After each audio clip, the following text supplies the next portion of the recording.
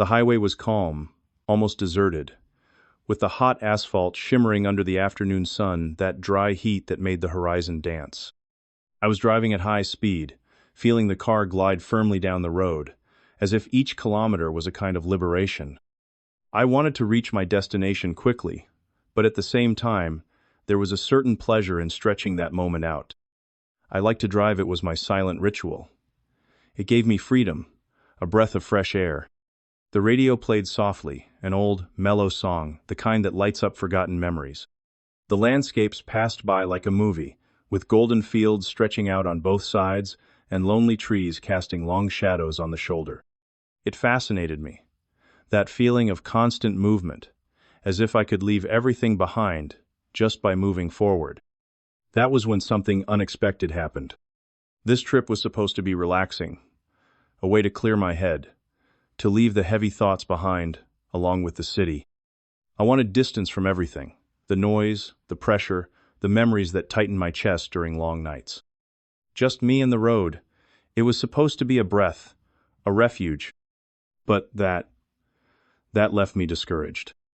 The feeling crept in slowly, like a cold mist slipping through the cracks of my spirit. My chest tightened, and the silence that once felt comforting turned heavy.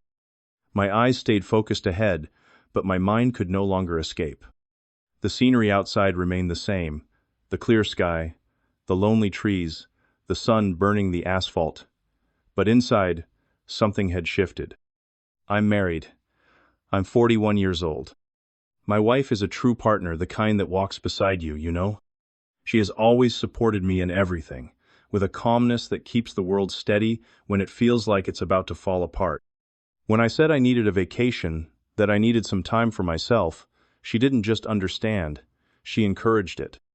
Even though she couldn't come with me, she gave me strength with that calm, grounding presence of hers. So I didn't think twice. I booked a quick, simple flight, nothing fancy. The next morning, very early, I kissed her goodbye, one of those long kisses where silence speaks louder than words. She drove me to the airport. The ride was serene, but deep down we both knew that this time apart would be good for us. By midday, I was already in the city where I would pick up the rental car. The airport was small, and the hot air wrapped around me the moment I stepped outside. I picked up the car, adjusted the seat, checked the address on my phone, and hit the road. There were still about 3 hours of driving left to reach my final destination. There were some relatives I hadn't seen in a long time, dear people, tied to good memories, and I thought it would be a chance to reconnect and to let my thoughts settle in silence for a few days. I hit the highway and started speeding up. Like I said, driving on the open road made me feel free. The asphalt stretched ahead of me like an invitation to forget, and time seemed to slow down, leaving me in an almost meditative state. The sound of the tires on the pavement, the white lines flashing rhythmically by it all, gave me a rare peace. Sometime later I spotted a truck ahead, one of those huge, slow ones carrying a heavy load. I waited for the right moment, checked the mirror, turned on my blinker, and started to pass. That's when, out of nowhere, a rock flew toward my windshield. The impact was sharp and strong. The glass cracked instantly, sending fractures across it like silence itself had shattered. My heart raced. I carefully steered toward a narrow, dusty shoulder where the heat seemed to have pooled. I got out of the car, took a deep breath, and went to assess the damage. I confess, I was really upset. There was no way I could continue driving like that. The windshield was compromised, safety was at risk, and the worst part, I was in the middle of nowhere. There were no signs of civilization nearby, no houses, no gas stations, not even a road sign pointing to anywhere. And of course, no cell signal. Just that lonely, empty icon in the corner of the screen, glowing back at me. I sat down on the shoulder, with the sun already beginning to lower, and let myself sink into that space between exhaustion and frustration. I thought, why is this happening to me? It felt like the universe had paused my plan, throwing me into a dry, silent limbo. Only the occasional sound of distant cars rushing by, their engines slicing through the air and disappearing into the horizon, gave any hint that the world still turned. After a while, I climbed up a small embankment beside the highway, hoping to catch a signal, a flicker of connection, anything. But nothing. Only the soft wind blowing through the dry grass, and the overwhelming sense of being completely out of reach. I took a deep breath. Let the air enter slowly, as if it could carry away the weight gathering in my chest. I calmed myself. There was no point in panicking there, in the middle of nowhere.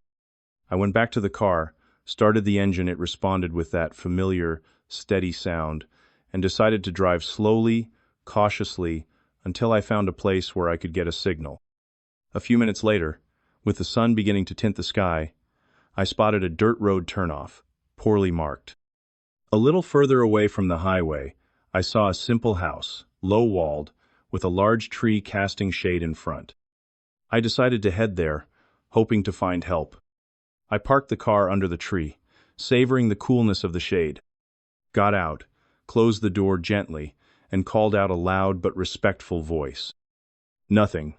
Silence answered. I waited a bit, looked around. Everything seemed very quiet. Then I went back to the car and honked just once, the sound spreading through the dry air. After a moment, the house door opened. A man appeared, walking slowly toward me. He wore a simple t-shirt and worn-out jeans.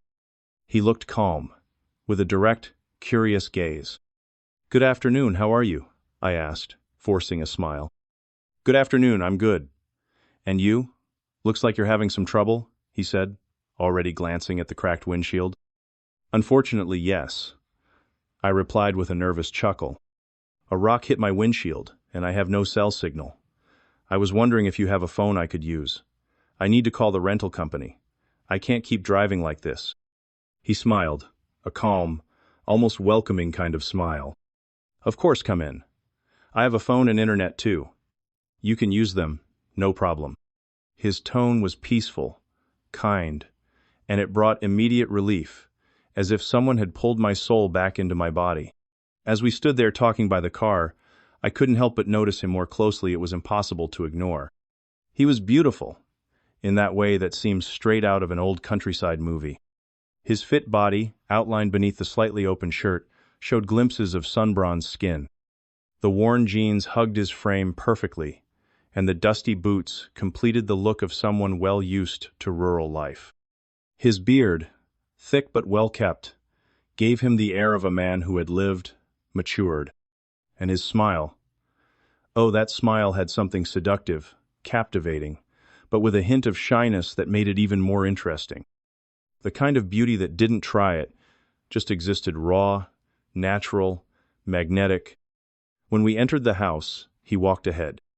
The place was simple but tidy, with the smell of wood and coffee in the air. He glanced over his shoulder and asked, his voice low, almost intimate, "Want something to drink?" "I'd like some water if you have," I replied, sitting down carefully on a worn but comfortable couch.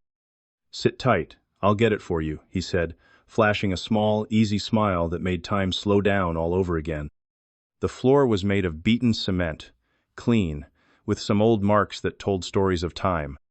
The light sound of his footsteps echoed softly through the space, while the wind came in through the window, gently stirring the thin fabric curtains.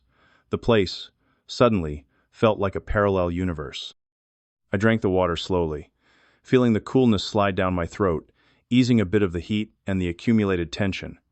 He watched me with that calm, welcoming look. As soon as I finished, he nodded with his head and said, "The phone is here in the living room. Feel free to use it." I thanked him with a nod and went to the device, which sat on a simple table next to the couch. I managed to call for assistance, and to my surprise, after explaining the whole situation, they said they would come to pick up the car, but that they wouldn't have another vehicle to replace it until the next day. That immediately discouraged me. The plan to arrive the same day had already slipped through my fingers. I sat there for a while in silence, taking deep breaths. I called my wife and told her everything. She listened patiently, as always, and told me to stay calm, that the important thing was to be safe. Hearing her voice gave me a bit of strength, but the frustration still weighed heavily on my chest. I explained the situation to Robert, the owner of the house, who had lent me the phone. He listened without interrupting, arms crossed and a serene face. "You can stay here," he said naturally. "I live alone, so it's no problem. Tomorrow, when they bring the other car, you can continue your trip." He spoke with such genuine tranquility, so simply, that it disarmed any resistance within me. The tone of his voice, the carefree way he said it, as if offering shelter to a stranger was the most natural thing in the world there. I thanked him sincerely, looking him in the eyes, and said I would accept. I didn't have much choice, but more than that.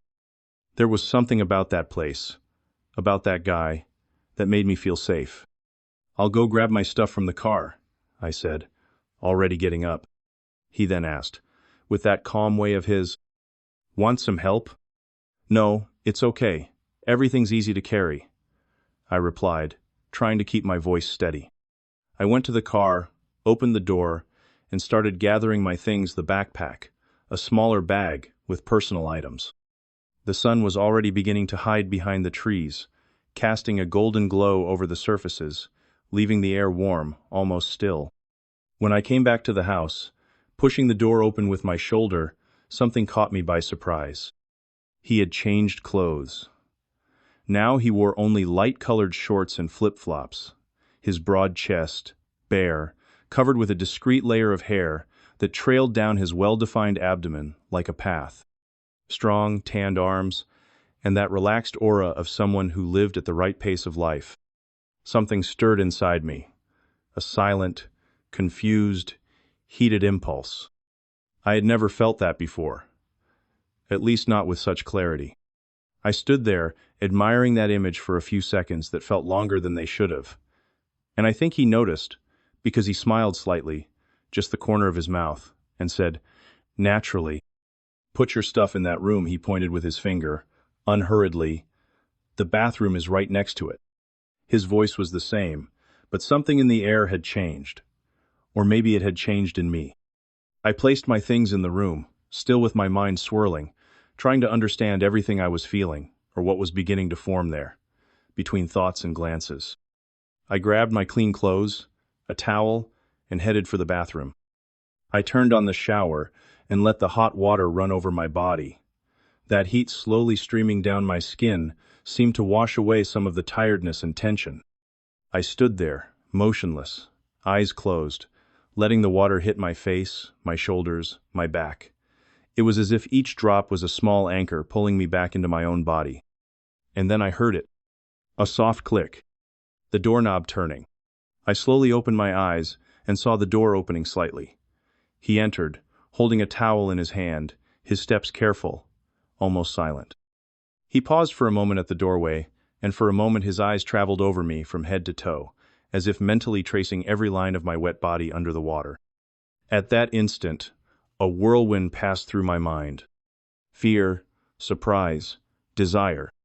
It was all so new, so intense, so incredibly silent. "Sorry," he said, in a low voice, almost a whisper. "I brought you a towel. Didn't know if you had one." I thanked him, still somewhat stunned, trying to act natural. "I brought one, yes, but thank you anyway." He nodded slowly, turned around, and left, closing the door softly, without making a sound, as if trying to preserve the moment inside.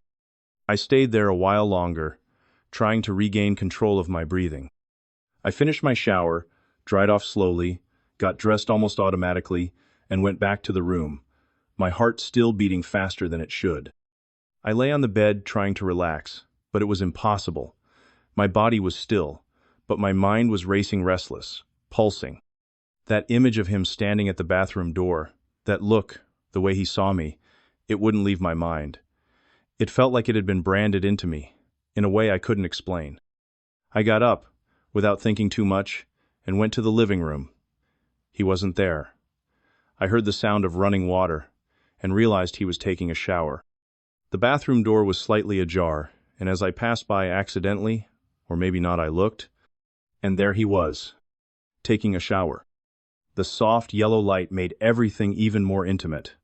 His damp skin glistened under the steam, his broad shoulders, his strong back. He was even more beautiful than I had imagined. Everything about him was intense, big, in a way that was almost intimidating, the kind of raw, masculine beauty that stirred something deep inside. I went on to the kitchen, tried to distract myself, but my mind stayed stuck at that half-open door. When I came back, passing again in front of the bathroom, I heard, "Mark." My name, said with that husky voice, through the muffled sound of the shower, paralyzed me for a second. "Yeah? Do you need anything?" I answered, my voice a little lower than usual. "Come here. Come in." I didn't think twice. I entered. I tossed my clothes aside without hesitation, my heart racing, my body hot, and went straight under the shower with him. We looked at each other for a second, and then it happened. We started kissing. It was the first time I had ever kissed another man, but it didn't feel strange. It felt right. His beard lightly scraping against my skin, the strength of his hands moving over my body, his touch firm and sure, made me feel things I never thought I could feel. It was new, but it wasn't uncomfortable. It was liberating. We did things I never imagined. With desire, with intensity, with a connection that seemed to awaken every dormant part of me. It was good. It was more than good, it was overwhelming. As we were drying off, still laughing quietly and half in disbelief at what had just happened, we heard the sound of a car arriving outside. The insurance people. I got dressed in a hurry, still with wet hair, my heart pounding more from what we had just experienced than from the appointment itself. I went outside to hand over the car and sorted everything out with them. It was agreed that the next day they would bring the replacement car. But inside I already knew, something much more important had happened there. I went back inside the house with my head spinning and my heart still beating in an uneven rhythm. Outside, the sun was already starting to set, painting the sky in shades of orange and purple, while a warm breeze filled the air, carrying that good smell of hot earth. He was already in the living room, sitting on the couch, turning on the TV, his face relaxed, as if everything between us had been the most natural thing in the world. When he saw me, he gave me a calm smile and said, in a low voice, full of a complicity that now belonged only to us, "Come sit here. Soon I'll make something for us to eat." I walked over and sat next to him, feeling the warm energy lingering between us. We stayed there, watching TV, but the truth is, we weren't really paying attention to the screen. The closeness spoke louder. At one point, his leg brushed lightly against mine. A nearly involuntary touch, but it went through me like a silent shock. My skin tingled instantly, and a sweet warmth traveled up my spine, blending nervousness and desire in the perfect measure. The soft light from the TV flickered against the walls, and time seemed to shift again, slower, denser. We stayed there for a while, sitting, with the TV playing anything in the background, but what really mattered was the presence beside me. The conversation flowed easily, lightly, as if we had known each other for a long time. It was a silent, inexplicable connection that simply existed. No rush, no pressure. It was pleasant, comfortable. We felt safe there, even though we were two strangers, newly arrived in each other's lives. After a while, he looked at me and said, in that calm tone, "I'm going to make something for us to eat." I smiled and replied, half joking but genuinely willing, "I actually cook pretty well. I could make dinner?" He smiled too, and in that smile there was something more, a kind of welcome, a small gesture of trust, but full of meaning. "I would love that," he said. "Ever since my wife passed away, I've been the one doing the cooking, so it'll be nice to have someone take care of it tonight." Right away, my eyes met his with respect, and I answered sincerely, "I'm sorry about your wife." He nodded, with a serene, almost nostalgic look, but without sadness. "It's okay. She's been gone for a few years now." The silence that followed wasn't uncomfortable. It was human. Then we got up, without needing to say much more, and went to the kitchen together. The two of us side by side, as if that moment had already been lived in some other life, only now it was real. I asked where things were, and he showed me with that simple and attentive way of his drawer here, pan there, spices on a shelf near the stove. I started preparing some pasta, feeling at ease, as if that kitchen had been mine for years. He leaned against the counter, watching me with a slight smile on his face, and then asked, "Do you like wine?" "I do," I answered without hesitation. "Then I'll open a bottle for us," he said, moving toward a small cabinet. He picked a dark bottle with a beautiful, simple label and poured 2 glasses carefully, unhurriedly. He came back to me and handed me one of them. We made a toast right there, near the lit stove, with the aroma of the pasta starting to fill the air. "To new friendships," he said, clinking his glass against mine. "To new friendships," I repeated, feeling that good warmth rise along with the wine. We took sips between jokes and laughter, laughing easily, like 2 teenagers caught up in discovery. And from time to time, between stirring the pot and adding spices, came a discreet kiss light, quick but full of intention. It made me a little shy sometimes, a silly smile slipping out, but at the same time it was so good, so natural. It was as if his touch said, "It's okay, stay here, feel it." And I did. More than ever. Dinner was ready, and the kitchen filled with that comforting smell, a mix of warm pasta and soft spices. We sat at an improvised table, simple plates, but the atmosphere felt like a feast. He took the first bite, made a face of pleasant surprise, and immediately complimented me, with that sincere smile that was already hard to resist. "It's delicious. Honestly, you're good in the kitchen." I thanked him, a little shy, and we stayed there, eating slowly, enjoying the food, the wine that still filled our half-empty glasses, and, above all, the company. After dinner, we lingered for a while longer, talking about everything, and nothing picking up random topics, stories from the past, dreams we didn't even know we wanted to share. At one point, already back in the living room, sitting on the same couch where everything seemed closer, he looked at me and said, in a slightly melancholic tone, "It's a shame you're leaving tomorrow. I wanted to show you everything around here." The way he said it, the light in his eyes, stirred something inside me in an unexpected way. And deep down I knew, I wanted to stay too. I wanted more of that good feeling, of that connection that seemed to have been written in another time.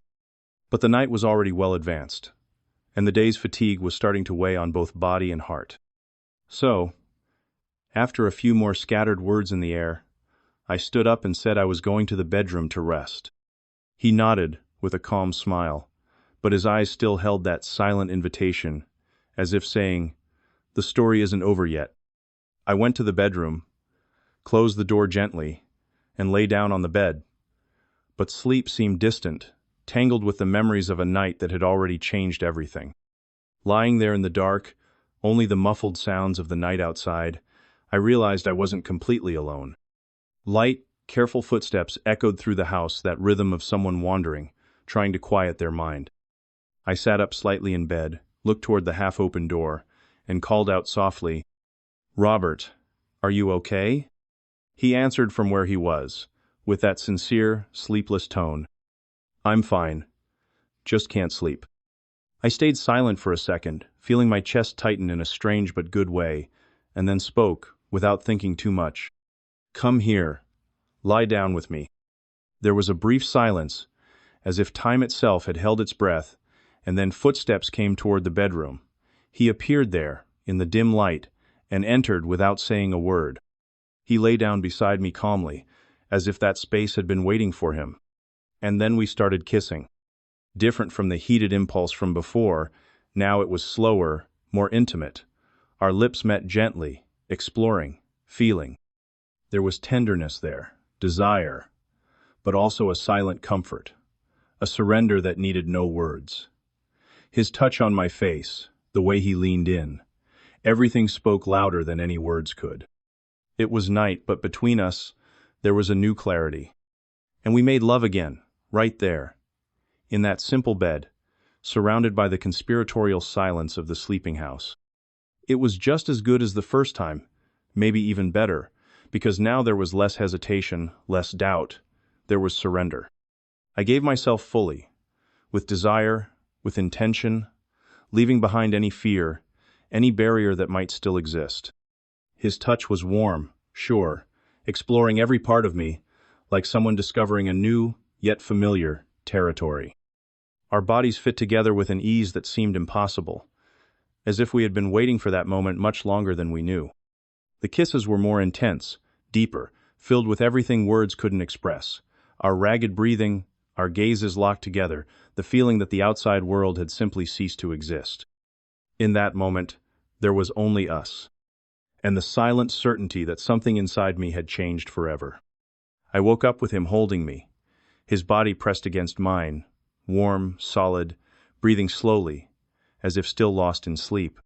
For a moment I stayed there, quiet, staring at the ceiling, feeling the light weight of his arm over me, and I wondered, is this right? A slight guilt brushed across my chest, subtle, silent, like a cold breeze slipping through a crack in the window. It wasn't regret, just the echo of the outside world trying to knock on the door of what I was living inside.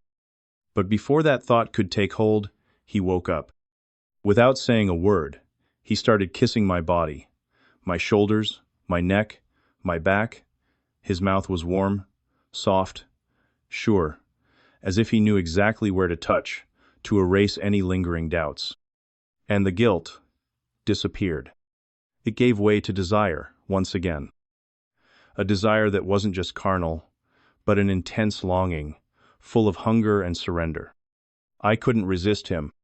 That beautiful mouth, that body brushing against mine, the way he pulled me closer, as if he wanted to merge us together, all of it drove me crazy. It made me forget the world, forget time, forget any rules I had known until then. And once again, I surrendered. Completely. Without fear, without breaks, without pretending it wasn't exactly what I wanted. We got up still in silence, our bodies tired but light as if something had settled inside us during that long night. We took a shower together, and under the warm water, the touches were softer, almost silent. There was no rush, just the quiet tenderness of those who know time is running out. Later, we sat together at the kitchen table and had coffee. The sun streamed through the windows, filling the room with a golden, warm light that made everything look like a memory preserved forever. The smell of fresh coffee, the soft clinking of cups, and that good silence between two people who had already said everything with their bodies. Soon after, my car arrived. The rental company brought the replacement, and with it, the end of that pause in time also announced itself. I said goodbye with a serene smile and a discreet tightness in my chest. I went to the bedroom to grab my things, and he followed me silently. There, among the suitcases and the messy bed, we kissed one last time. A longer kiss, full of unspoken things. A kiss of farewell, but also a kiss of promise. Then he spoke, his voice low, firm, looking into my eyes. "Stop by here when you're on your way back." I smiled and promised. "I will." I loaded my things into the car, took one last look at the house, at him standing there in the doorway with the sunlight on his face, and then I drove off. The journey started again. But something in me was no longer the same. I reached my final destination after hours on the road and tangled thoughts. I enjoyed my vacation, reunited with my relatives, laughed, rested. But deep down, my mind never really left that place. Never left him. Robert seemed to have been etched into me in a way that was impossible to ignore. We exchanged messages every day, simple messages, but full of meaning between the lines. A good morning, a how was your day, sometimes a little joke, a light tease. And with each conversation, it became clearer. I was going to stop by on my way back. It wasn't even a choice. It was a necessity. I scheduled my return a day before the flight, just to have time to see him, to spend a little more time with him, far from the world, close to that calm gaze and that smile that was now taking up more space inside me than I could admit. Tomorrow I'm coming back, and we'll meet again. Just thinking about it sent a good kind of shiver through my stomach. The anxiety pounded in my chest, mixed with the warm anticipation of reliving everything, or maybe discovering something even greater between us. It's strange how, in such a short time, someone can change so much about how we feel about ourselves and about what we want. Tomorrow, the reunion will happen. Now it's time to pack my things, put everything back in the suitcase, clothes, memories, and this whirlwind of feelings that came along with this trip. Tomorrow I'll hit the road again, but this time with my heart racing in a whole different way, with the taste of anticipation and the warmth of a reunion that promises so much. Then I'll come back here and tell you all about it. Our reunion. The two of us, once again, in that place where it all began. I hope you enjoyed this trip as much as I did, and you already know. The uncut version is posted in the pinned comments. Kisses, and see you soon. Don't forget to leave a like and subscribe to the channel.